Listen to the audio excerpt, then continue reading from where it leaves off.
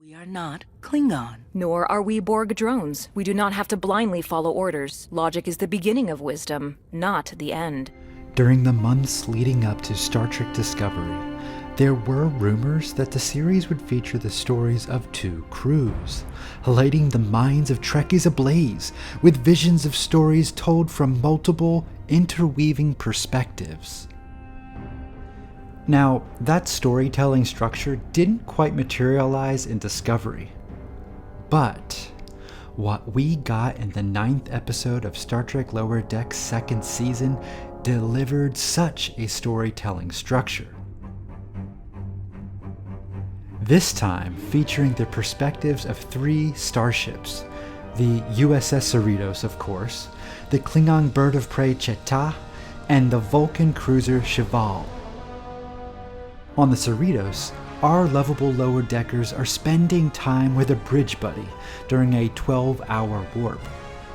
Mariner argues with her mom, Tendi climbs with T'Ana, Rutherford throws pottery with Shax, and Boimler, well, he just stumbles around the ship looking for a buddy. But while the story on the Cerritos has some great moments... You think I had time for anything other than resisting? Fighting fascism is a full-time job! The masterful introduction and development of 2 new characters to the Star Trek universe is what makes Wej-Daj a Trek for all time.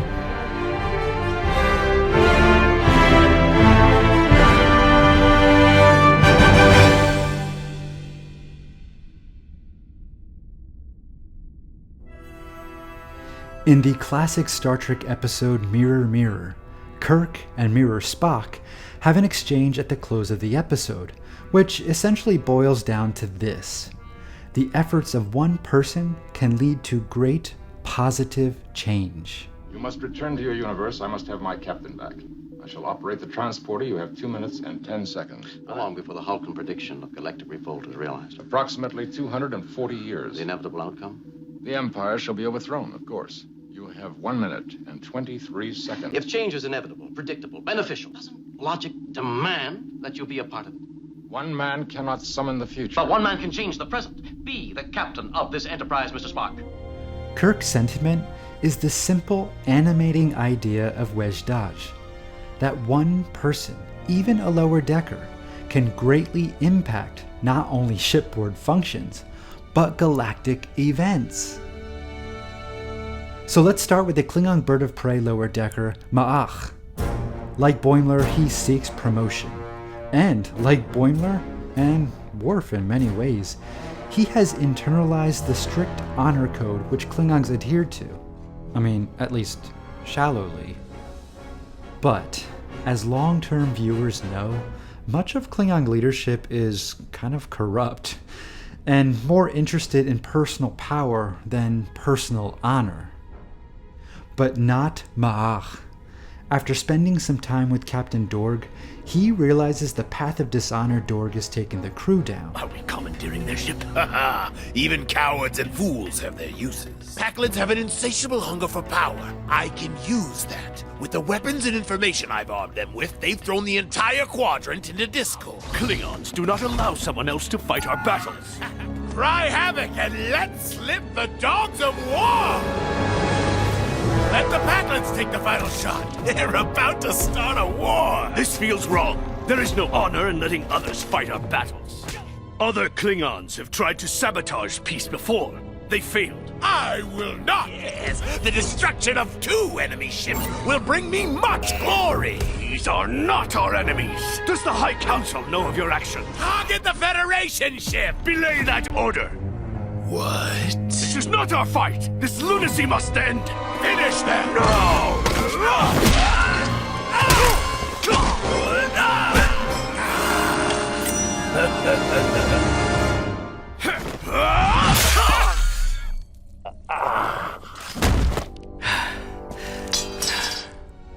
We've not seen such simple, clear, unselfish courage from a young Klingon like this before. This young Klingon defies his captain in order to protect peace of all things. This is the sort of rational, controlled Klingon Worf would actually get along really well with. In many ways, The sky represents the Klingon ideal described by Kahless, and embodied by both Worf and Martok, and probably even Kern. After Mach slays Dorg, the crew immediately ask for his orders, and just what a moment. I got goosebumps. We've only known this character for a handful of minutes, yet the whole Klingon story that we've watched for decades, plus the story of the life of Lower Deckers, allows us, the audience, a feeling of pride in what this young man has accomplished. This is the mark of a masterpiece, to inspire meaningful feelings with such economy.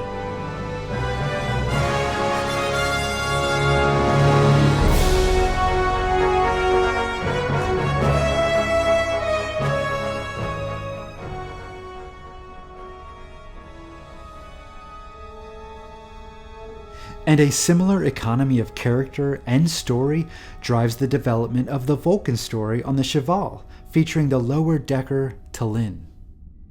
In many ways, T'Lyn is a combination of Vulcans whom we have met before, from Saavik to Valeris, Prime Spock to Kelvin Spock. And she even reminds me of one non-Vulcan, 7 of 9, in her insistence to efficiently pursue her projects, despite protocol. T'Lyn is irrepressible. She has vision. Hierarchy and punitive spiritualism, they will not inhibit her ability to pursue her curiosities. And fortunately for the Cheval, she seems to always have a project in the works, ready for implementation or testing. Her modified shielding came in handy during the final battle with the Pakled and Klingon ships. And wasn't that starship battle just incredible? To see a Vulcan starship maneuvering again on screen is nothing short of special and dazzling.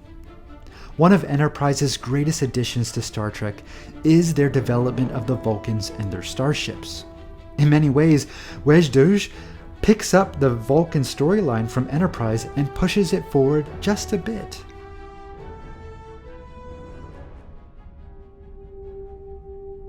How, you might ask? Well, let's consider the evolution of Vulcan culture across Star Trek. After centuries of emotional turmoil and war and almost bringing themselves to the brink of destruction, they adopt a philosophy of pacifism and logic.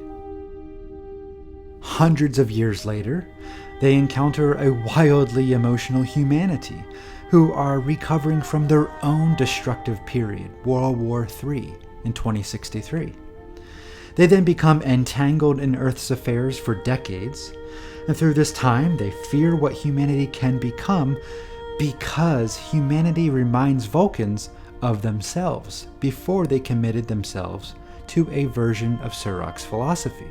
Admiral, I know you find our reluctance to share technology and discoveries restrictive. We don't know what to do about humans.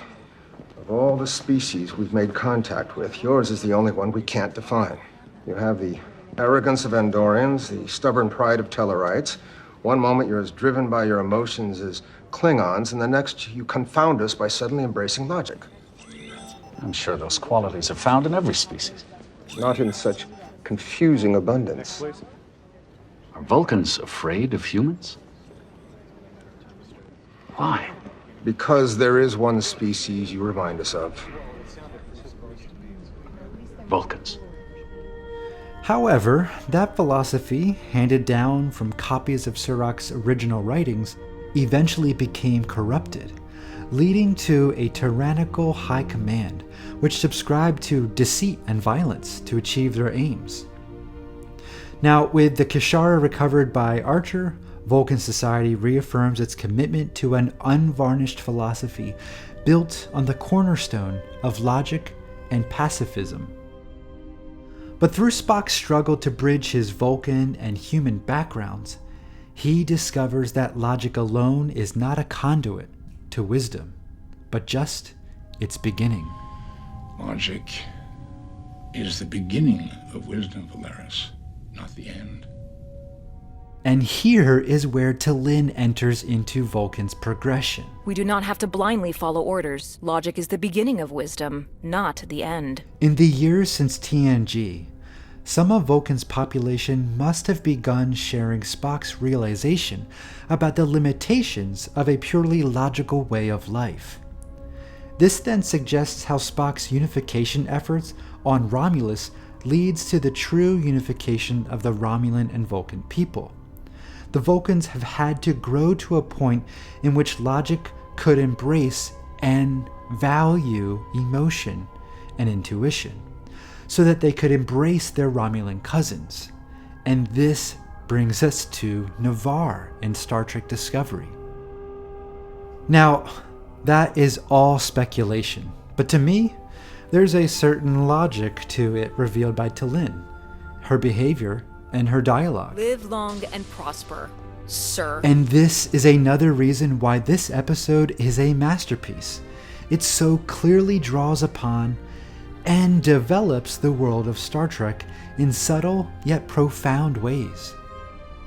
Both T'Lyn and Ma'ach could alone support full-length narratives in this franchise. And considering the limited screen time in this one animated episode of Star Trek, this is an impressive accomplishment. But I should really stop, or this emotional outburst will result in punitive spiritualism. So I will end with this. These 3 ships and the interweaving stories on them definitely secures Wej Duj as a trek for all time.